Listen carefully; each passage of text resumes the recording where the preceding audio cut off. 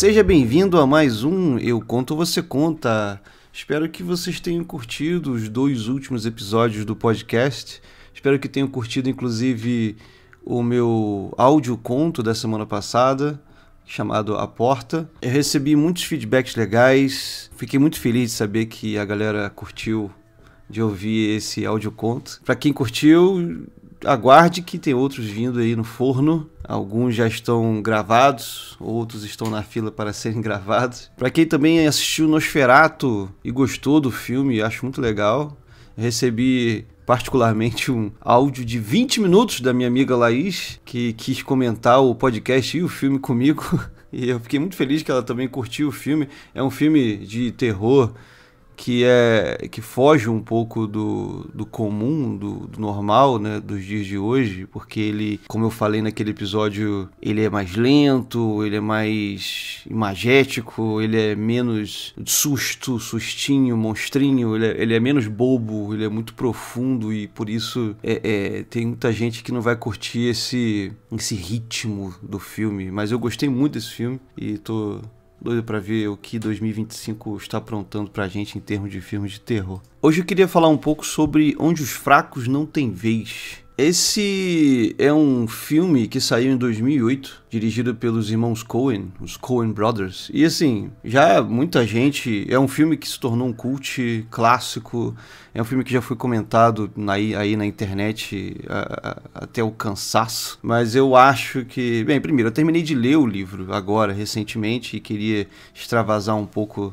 botar um pouco pra fora o que eu penso do livro, do que eu li. Esse livro ainda tá na minha cabeça, ainda mexeu um pouco comigo, ainda mexe comigo, então eu queria extravasar. E também eu acho que tem como falar um pouco ainda do que eu não vi sendo falado aí nas internet da vida. O livro foi escrito por Cormac McCarthy, que é um autor americano. Ele foi escrito em 2005, então 3 anos depois já virou um filme. Pra quem quer ler o livro ou assistir o filme, eu vou primeiro fazer um breve comentário, sem spoilers aqui, sobre os dois, que basicamente é o seguinte: Onde os Fracos Não Têm Vez é uma história que é pouco convencional. Na verdade, eu achei ela uma história extremamente frustrante, porque o autor, o McCarthy, ele brinca muito com algumas expectativas da literatura e ele torce tudo que você imagina, só que algumas vezes isso trabalha contra a história, né? Então nessa história, ele propositalmente, na minha visão, sacrifica a coesão da história e propositalmente frustra todos os leitores. E eu posso falar que o filme é igual ao livro, porque os irmãos Coen, eles fizeram o filme praticamente cena a cena do livro. Eles tiveram que cortar algumas coisas, porque senão o filme ficaria muito longo. Mas assim, é praticamente a mesma coisa, livro e filme, a ponto de alguns diálogos terem sido retirados palavra por palavra do livro. Então, não importa se você vai ver o filme, eu prefiro ler o livro, porque o livro tem mais coisas, e o livro você vai ter também esse prazer de ver como que o Cormac McCarthy trabalha a palavra, trabalha a literatura, que é uma coisa absurda de se ler, uma coisa muito autêntica, muito única, assim. Mas é realmente uma história que para muitos vai ser frustrante de ler ou de assistir. É uma história que tem muitas camadas, e a primeira camada é que tem essa frustração. Então você tem que sentar com a mente aberta para buscar as camadas, os outros significados que o Cormac McCarthy quis colocar naquela história ali. A história é uma crítica aos Estados Unidos. Não como a gente vê críticas hoje rasas, mas é uma crítica mais profunda sobre a violência no país e como é que o país ele praticamente nasceu da violência, né? É uma crítica a como a sociedade americana dá importância demais ao dinheiro e muitos outros temas que essa história tem. Mas ele envelopa tudo isso e uma história que parece ser, na verdade, bem simples, que é é basicamente assim, em termos gerais e sem fazer spoilers, o herói bonzinho protegendo a sua querida esposa, defendendo-se e defendendo os seus espólios do vilão que é implacável e temível e tal. E aí como é que essa história se desenrola é justamente a parte frustrante disso tudo. É claro que a frustração da história ela é diminuída pelo fato de tudo ser muito interessante, as situações serem interessantes, as ações dos personagens serem cabíveis e as decisões tomadas serem bastante peculiares, assim. Você vê muita personalidade em cada um dos personagens, você vê a competência de cada um deles e as reviravoltas. Então, assim, tudo é muito interessante e te prende, né?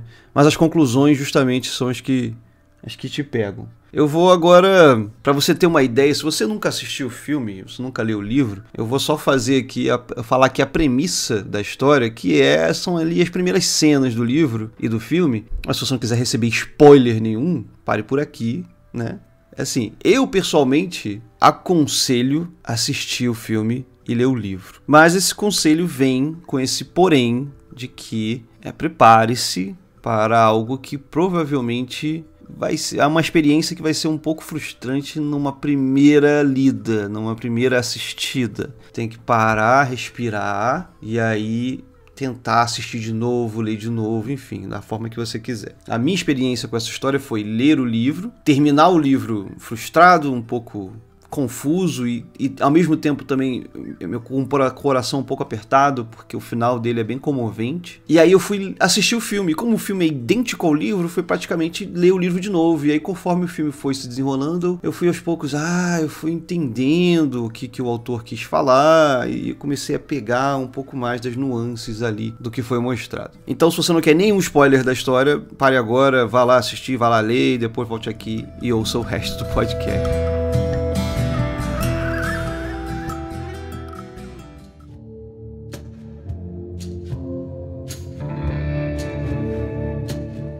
A premissa da história é muito legal, porque você acompanha... É como se fosse um cowboy moderno, né? O filme não se passa mais na época dos cowboys, né?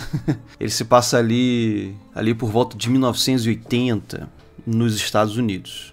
Como eu falei, é um autor americano, é um livro muitíssimo americano. E você acompanha no início o Moss, o Llewellyn Moss. Nunca tinha ouvido falar desse nome, inclusive, Llewellyn Moss. Ele é um veterano de guerra do Vietnã, destacado por ter sido um excelente atirador. E a primeira cena que ele aparece é justamente ele caçando cervos num deserto. E um pouco frustrado, né? Ele tá pensando, poxa, tá ficando tarde, não consegui caçar o meu cervo, daqui a pouco vou ter que voltar pro caminhão, vou voltar de mãos vazias para casa. E ele consegue acertar um cervo, mas ele não acerta um tiro fatal. O cervo consegue fugir, mesmo que sangrando. E ele decide correr, tentar, né, seguir o cervo, os rastros de sangue dele, para ver se consegue pegar o animal. E aí, nisso que ele tá andando pelo deserto, ele descobre uma cena de combate. Foi uma troca de tiros entre duas facções traficantes mexicanas. E ele chega quando tudo já foi terminado e todas as pessoas nessa troca de tiros morreram. Então ele encontra vários carros estacionados no deserto, vários corpos de pessoas mortas no chão.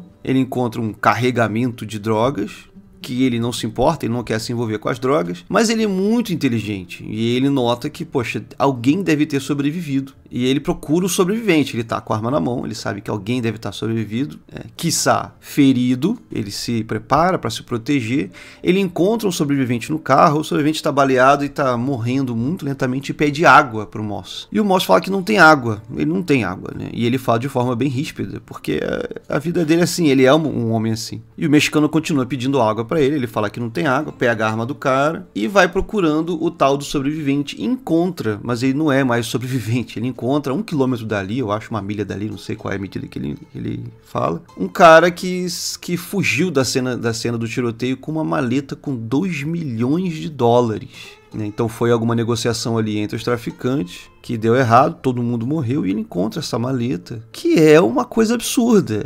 A vida dele vai mudar para sempre, porque ele é um anônimo que encontra 2 milhões de dólares numa maleta, que agora é dele. E a primeira coisa que no livro, que o filme não retrata, obviamente, os pensamentos do personagem. Mas no livro, a primeira coisa que ele pensa é: tem alguma coisa de errado, eu tenho que fazer isso aqui direito, eu sei que isso aqui é dinheiro de tráfico, se descobrirem que sou eu vou ser caçado pro resto da minha vida. Ele sabe, quando ele pega o dinheiro, ele tá quase tremendo, que ele fala: isso aqui tudo vai mudar de agora em diante, eu tenho $2 milhões na minha mão. E ele mora num daqueles condomínios de trailer americanos, né? Um monte de trailer assim num parque. Ele volta pra casa com o dinheiro, mas ele não consegue dormir, porque ele fica se lembrando do mexicano morrendo que pediu um pouco d'água e ele não deu. E aí, num ato de bondade, ele acorda no meio da madrugada, pega uma garrafa d'água e vai até a cena novamente para dar água pro cara. E é aí que ele comete o grande erro da vida dele, porque quando ele volta pra cena, outras pessoas já estão lá e começam a caçá-lo, e é essa caçada que acontece pelo resto do livro, pelo resto da história. Essa é a premissa da história de Onde os Fracos Não Têm Vez. O título em português tem seus problemas, mas eu achei interessante que o título em português serve muito bem justamente para essa premissa, que é o Llewellyn Moss. Ele, quando decide fazer um ato de bondade, que é retornar com um pouco d'água para um homem moribundo, ele é imediatamente punido. Termina a história e você pensa: cara, se ele só não tivesse voltado, seria o roubo perfeito, né? Porque ele é uma pessoa que estava completamente fora daquela situação, um anônimo qualquer que encontrou o dinheiro, ninguém nunca encontraria o Moss. Mas ele foi para a cena de carro, ele teve que fugir, deixou o carro para trás, aí os traficantes rastreiam a placa do carro dele e aí dá no que dá. Eu não vou entrar aqui em todos os detalhes da história, porque eu assumo aqui que você já assistiu a história desse filme ou já leu a história, né? Porque, novamente, eu tenho tentado fazer esses episódios mais curtos do podcast e não vou ter tempo aqui de comentar cada cena da história. E aí, por que eu falo que a experiência de ler Onde os Fracos Não Têm Vez é uma experiência frustrante? Eu acho muito difícil alguém não se frustrar com o final desses personagens. Você tem o Moss, que passou a história toda sendo caçado por um dos vilões mais icônicos da história do cinema, né?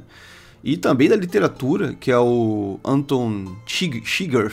Difícil de falar até esse nome. Mas ele é um assassino competente ao extremo, gélido, sem nenhum tipo de emoção, super eficiente, com uma mira implacável. E ele carrega consigo, ao invés... Ele também tem as armas convencionais dele, mas a arma que ele escolhe como principal é uma arma que atira ar comprimido, que é usada para sacrificar boi, né?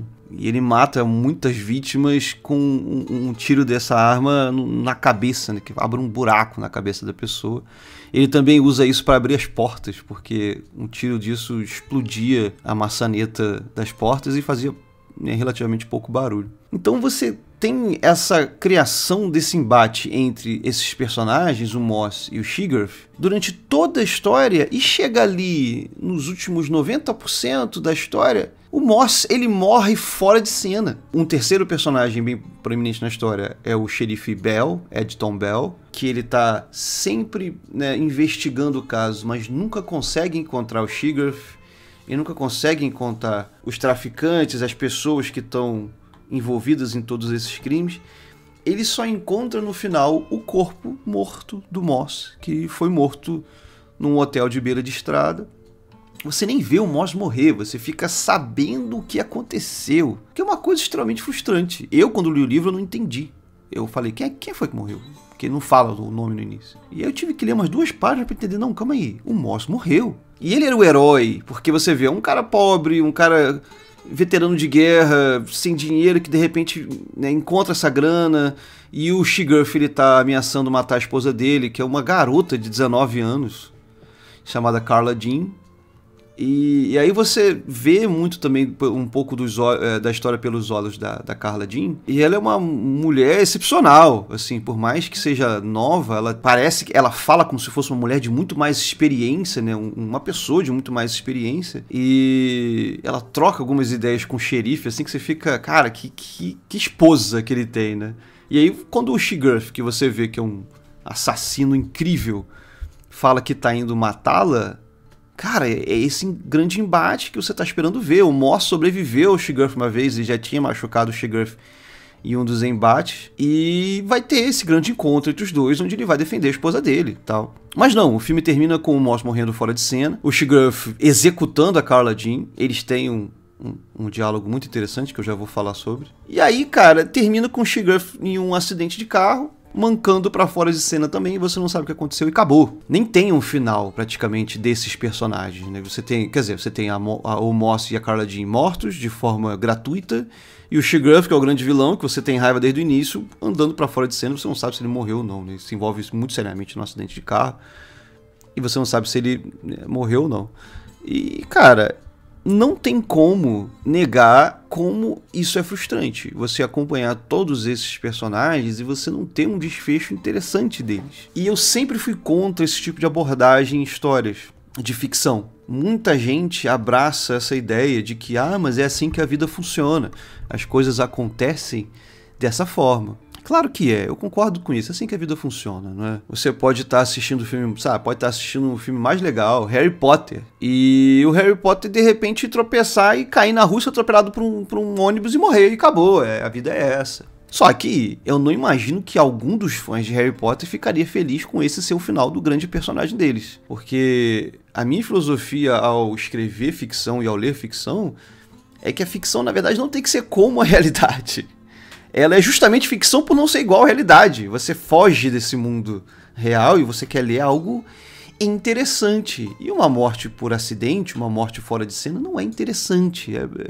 É só um fim. E eu realmente não curti, não gostei de ler isso. E aí, numa releitura, né? Ou seja, quando eu fui assistir o filme, eu fui entendendo que o Cormac McCarthy, nessa história, um dos temas dele é justamente, né, ali uma segunda camada, como eu falei no início, é essa crítica aos Estados Unidos, de como a história americana ela é banhada em sangue, desde as peregrinações e execução, né, as guerras entre os americanos e os índios, desde a escravidão, até os grandes cartéis de tráfico mexicanos e colombianos e o que for, que invadiram, e também americanos, obviamente, né? Então, existe muita violência nos Estados Unidos, e a história, ela meio que foi feita para exacerbar esse detalhe da história americana. Então, o fato de o autor ter feito a história terminar de forma abrupta e pacata, né? Tipo, só morreu, é justamente para mostrar o que ele quer mostrar, que é essa violência eterna da história americana e que nada tem muito sentido. A história do livro também tem um pouco desse niilismo, né, de que você pode achar que está sob controle da sua vida, você pode achar que é uma pessoa competente como Moss achava que era, né, um veterano de guerra, um cara super competente que está sobrevivendo há dias com aquele dinheiro, mas na verdade você não tem controle sobre a sua vida. Você pode morrer a qualquer momento por qualquer erro seu ou nem por um erro seu. E o autor deixa isso muito claro na famosa cena, né, do filme, né, e também do livro, quando o vilão da história, o Sheeguff, ele vai abastecer o carro em um posto de gasolina. E quando ele vai pagar, ele decide brincar, né? Ele decide conversar com o dono do posto ali, da loja de conveniências. Ele tem um diálogo interessante, que eu não vou aqui falar linha por linha e tal. Mas o Sheeguff, ele tem uma hora que ele fala de uma forma quase inumana, quase como se ele não fosse um humano, né?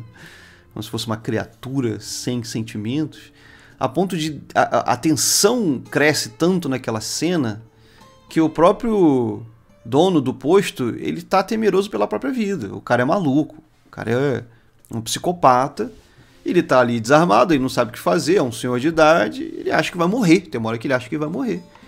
E o Sheeguff pega uma moeda do bolso e fala, olha, essa moeda foi impressa 20 e poucos anos atrás, e todo o caminho que ela percorreu foi para parar aqui agora na minha mão. Eu vou lançar essa moeda e você vai falar cara ou coroa. E o cara falou, tá, mas tá valendo o quê? O que eu vou ganhar se eu ganhar?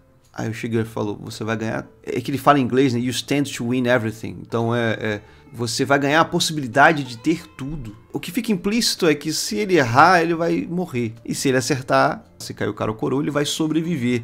E o fato dele sobreviver, o fato dele continuar vivo, é o que dá a ele a possibilidade de conseguir tudo, né, da vida dele, porque uma vez morto, ele já não tem possibilidade de nada, né? E ele brinca com essa ideia de que todas as escolhas que você fez na sua vida te trouxeram para esse momento aqui e a sua vida vai ser resolvida com um jogar de moedas. Então, não importa as escolhas que você fez na sua vida, a sorte tem um peso tão grande que tudo pode acabar num piscar de olhos. Então, a história tem essa pegada meio nihilista, mas ao mesmo tempo o próprio autor ele tem um contraponto. Porque a história também, ele tem a pegada nihilista e tem a pegada da ilusão da escolha, né? Onde você acha, como eu falei, você acha que está sob controle da sua vida quando não está. Só que o diálogo entre o Shigarth e a Carla Jean no final do livro, quando ele vai assassiná-la, né? Ele vai assassinar de forma completamente gratuita também, porque ele fala que ele prometeu ao Moss que mataria ela e o Moss já estava morto. E aí ele fala, todo mundo quando ele chega para matar, todo mundo fala, você não precisa fazer isso. E aí a Carla Jean ela responde, mas você não precisa mesmo fazer isso. E é justamente esse o ponto do Shigarth. As pessoas acham que ele tem escolha, ele não tem, ele já tomou a decisão dele.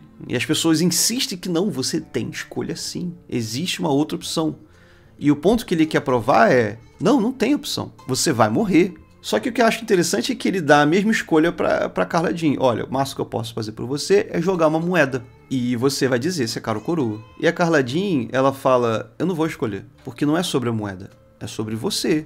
É você que está escolhendo isso, não sou eu. Não tenta me dizer que minha vida está na mão de uma moeda e na mão da sorte. Você é o cara que entrou na minha casa com uma arma e quer me matar. Não tenta me dar a ilusão de que eu tenho uma escolha, entendeu? E aí é uma das poucas vezes que eu noto, por exemplo, que o filme foi melhor do que o livro. Porque no livro, a Carla Jean, ela tem um pensamento muito ágil, um pensamento muito afiado, mas no livro ela fala, tá bom, coroa, e aí ela erra e morre. No filme, ela fala, eu não vou escolher, e aí corta a cena pro Shigarth saindo da casa dela. Então você não sabe se ela escolheu ou não, deixa entender que ela não escolheu. Que pra mim é muito mais impactante, porque pra mim essa cena é justamente um contraponto à cena do posto, onde o cara do posto é meio simplório, é um cara que nunca pensou muito na vida, só deixou a vida levar ele, e ele, escolhe o cara, e aí ele acertou. E no livro a Carla Jean fala, tá bom, escolhi aqui, vou escolher coroa, que meio que perde um pouco da personagem dela. Outra coisa interessante sobre esse diálogo, e isso é uma coisa minha, que eu acho que o autor fez, foi que em momento nenhum na história você vê o Shigarth, o grande vilão, sendo vítima do acaso. É como se ele fosse o acaso. Muita gente, por exemplo, na internet, quando eu fui fazer um pouco de pesquisa sobre esse livro, muita gente acha que o Shigarth na verdade não existe, que quem narra a história é o Xerife Bell. Depois eu vou comentar mais sobre isso, dele como narrador. E o Xerife Bell nunca encontra o Shigarth. Existe uma cena, inclusive, que o Xerife Bell ele fica vigiando para ver se o Shigarth aparece, porque ele sabe que ele tá ali, mas o Shigarth nunca aparece e nunca mais é visto. E aí ele fica... mas enfim, ele perde. Eu acho que isso é só uma teoria da internet. Eu acho que o Shigarth ele existe.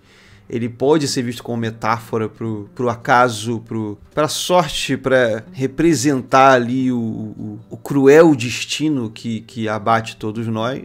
Mas a única vez na história onde esse destino se abate no Shigarth é justamente após ele matar a Carla Jean. Porque o que me parece é que daquela vez ele mata alguém realmente inocente. Em todas as outras vezes, ele mata pessoas que de uma forma ou de outra estavam apostando, estavam ali jogando o jogo da vida, né? Tentaram matá-lo, tentaram pegar o dinheiro, inclusive tem um momento onde ele mata uma pessoa na estrada só para pegar o carro dele, mas existe essa coisa do acaso, né? Tipo, o cara tava na hora errada, no lugar errado, mas o Shigarth ele vai propositalmente, de forma puramente vilanesca, até a casa da Carla Jean, no dia em que ela enterrou a mãe dela, porque ela morreu de câncer, e a mata apenas porque ele quis. Ele não precisava fazer aquilo, mas ele quis. E aí, esse é um ato tão vilanesco que é como se... Você pode chamar de karma, você pode chamar de lei do universo, o que for, imediatamente, quando ele sai da casa dela, ele sofre um acidente de trânsito puramente aleatório. Depois você descobre que eram uns jovens bêbados que bateram no carro dele. E é o momento que você vê ele mais ferido. Ele abriu a cabeça, ele tá muito preocupado. Você não vê ele preocupado durante a história toda. E aí você não vê o que acontece com ele. Ele sai mancando pra fora de cena. Mas é engraçado, né? Como se ele fosse punido por esse ato tão puramente vil, né? Mas enfim, você tem esse tema. E aí é assim que essa história vai se tornando mais profunda. Ela foi escravando dentro da minha alma. Porque eu tenho pensado muito nela. A minha primeira reação a ela foi ficar extremamente frustrado com os personagens que eu perdi de forma gratuita, cara. Foi horrível ver, tipo, como assim o Moss morreu? É horrível, né? E aí aos poucos eu fui refletindo sobre a história, e esse é o poder de um grande autor. O Cormac McCarthy tem sido uma obsessão literária minha recentemente. Eu tô lendo o terceiro livro dele, ele tem acho que 8 ou 9 livros, e eu pretendo ler todos, porque são incríveis as leituras dele, assim. Ele sempre aborda esse tipo de coisa de uma forma bem profunda. E é isso, né? Por mais que eu tenha ficado frustrado, eu fui aos poucos refletindo. E aí, conforme eu fui refletindo, eu também notei que no livro e no filme você nota que quem narra a história é o Xerife Bell. E aí você entende que ele é o narrador da história porque ele é o personagem principal da história. E quando você nota a evolução dos personagens, nenhum personagem evolui. Você não vê um arco de evolução em nenhum dos personagens. O Moss, ele é um sobrevivente, ele acha um dinheiro, tenta sobreviver e morre. A Carla Jean é a esposa dele, fez umas escolhas meio que precipitadas na vida dela, mas ela ama o Moss e fica com ele até o final e morre. Você tem, obviamente, o Anton Chigurh, que é uma máquina de matar, ele não tem arco evolutivo nenhum. Mas o Xerife Bell, você acompanha a evolução do pensamento dele durante todo o livro. Ele vai refletindo sobre a carreira dele. Ele já tá velho como xerife, ele falou que começou muito cedo na vida como xerife, acho que foi com 20 anos, uma coisa assim. E ele reflete toda a violência que ele tem visto. Ele, antes do livro, ele conta sobre o caso onde ele mandou um garoto pra cadeira elétrica.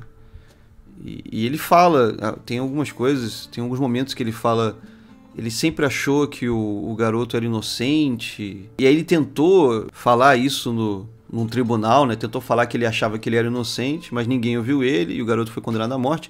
Ele foi visitar o garoto antes de morrer e o garoto achou que o Xerife Bell era gay e tava tentando proteger ele pra ver se conseguia entrar no lado bom dele pro garoto se apaixonar por ele, alguma coisa assim. E aí o garoto fala, não, eu fiz isso mesmo, eu fiz as coisas que eu fiz e tal. Então o Bell está ficando cada vez mais frustrado com a violência que ele tem visto no mundo. Ele reflete, o livro abre, e o filme também abre, com ele falando como que no passado os xerifes nem andavam armados, eles não precisavam andar armados. E hoje em dia ele vê violência, assim, banhos de sangue, rios de sangue na rua, e ele se sente impotente. Ele olha ao redor e se sente impotente, ele acha que não é mais capaz de exercer a função dele. E o livro termina com ele desistindo de ser policial. Ele entrega o distintivo dele. Ele reflete sobre a vida que ele viveu. Ele reflete sobre a esposa dele, a Loretta Bell, que ele ama profundamente. Uma mulher é super competente também e que apoia ele nas decisões dele.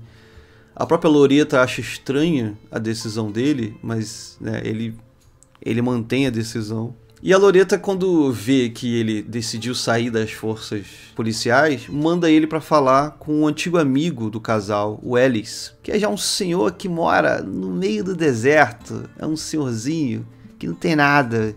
Ele vai visitar o Ellis e, tadinho, tá tudo jogado, ele é meio que um acumulador e tal.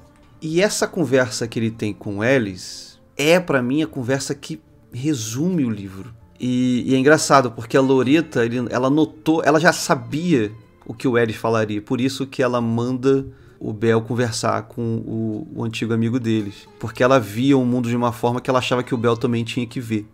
E aí o Ellis, ele fala isso, porque quando o Bell chega lá pra visitar o amigo, esse Ellis, esse senhorzinho, eles falam, né, ó, a Loretta me falou que você tá saindo das forças, né, policiais, E aí o Bell fala, ah, sim, tô e tal. E aí o Ellis conta uma história de muito tempo atrás, de um caso absurdo, violentíssimo também que ele presenciou. Eu esqueci agora os detalhes desse caso, mas também não vou falar tudo aqui. Mas ele conta toda essa história mirabolante desse caso que realmente aconteceu, né, de um cara que morreu protegendo a família, e aí a esposa teve que enterrar ele no quintal de casa. E aí no final ele fala, eu tô falando isso pra você só pra você entender que o que você tá vivendo não é novo. Esse país foi sempre violento, você só tem que se preparar porque tá por vir. Mas assim, nada mudou, né? É o que ele tá tentando dizer. E aí que entra a parte ruim da tradução do título da história para português, porque em inglês o nome da história é No Country for Old Men, que se você traduzir, esse país não é para os velhos, né? É um país que não foi feito para os velhos. Então, outro tema dessa história é justamente o fato de que a pessoa, ela vive a sua época e ela não se adapta à geração seguinte. A geração seguinte tem que viver a própria época dela. A época do Bell acabou. E a gente tende a, conforme for, a gente cresce, a gente se amadurece, a gente se torna mais velho, a gente olha para as novas gerações com certo desdém. Ah, mas a minha geração era melhor. A minha geração não era assim. Hoje em dia tá tudo pior. Os velhos tempos eram os melhores tempos. Mas a conversa com Ellis foi justamente o senhor de idade falando, cara, na minha época eu vi coisas absurdas também. Então o que você tá vendo não é novidade. Só se prepara porque você tá ficando velho. E o Bell, ele entende e volta para casa. E aí o livro fecha justamente para mim com uma cena belíssima que eu tenho que admitir que no livro a cena me pegou, mas quando eu vi no filme eu chorei. E eu fiz para quem está ouvindo esse podcast, você já deve ter visto o filme, eu li do livro, mas eu fiz uma tradução livre aqui do livro e eu vou lê-la, porque eu acho ela muito bonita e eu quero lê-la, porque para mim ela resume esse outro tema desse livro, que é justamente o título, né? É um país que não foi feito para os velhos, né? No Country for Old Men, que é justamente o xerife Bell conversando com a esposa dele sobre um sonho que ele teve. Ele teve 2 sonhos com o pai dele. Na verdade, no livro, acho que ele não tá nem falando com a Loreta, ele tá só narrando, né? Ele tá narrando pro leitor. Né? Ele tá refletindo sobre como é que hoje em dia ele é 20 anos mais velho do que o pai dele quando morreu. Então ele é um homem mais maduro do que o pai dele. Ele quando pensa no pai dele, ele pensa num homem mais novo, num homem que não viveu tudo que ele viveu, que é muito estranho pra ele. Aí ele fala assim, eu tive 2 sonhos sobre meu pai, depois que ele morreu. O primeiro eu não lembro muito bem. Acho que eu encontrei ele na cidade e ele me deu um pouco de dinheiro que eu acho que acabei perdendo. E esse primeiro sonho, ele já é interessante porque ele fala justamente do dinheiro. E o dinheiro, ele tem também um ponto, ele é um ponto crucial na história. O dinheiro é o motivo de todo o problema. Todo mundo está em busca daqueles 2 milhões de dólares. Todo mundo morre por causa daqueles 2 milhões de dólares.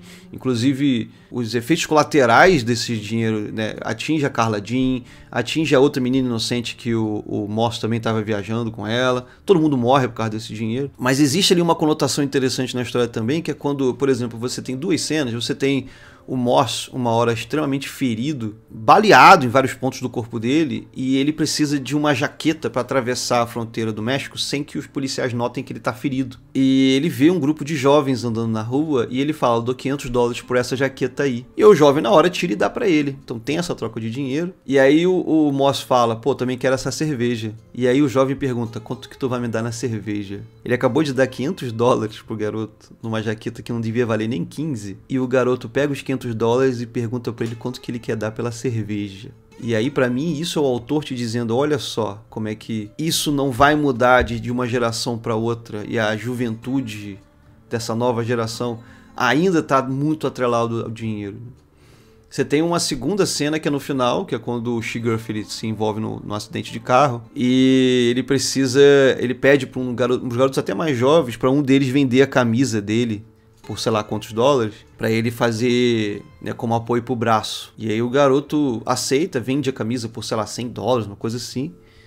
E aí quando o Shiger vai embora, os garotos, que são 2 garotos, eles ficam brigando, pô, também quero uma parte do dinheiro, mas a camisa foi minha, coisa e tal.